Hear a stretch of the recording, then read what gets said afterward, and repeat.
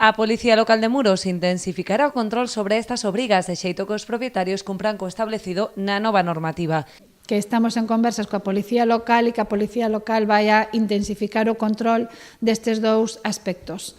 Que os cans, sobre todo, e cadelas, que as mascotas teñan chips, estén identificados con chips, e que as persoas propietarias deles, cando as levan de paseo, pois que recollan as deposicións que van a deixar pola rúa.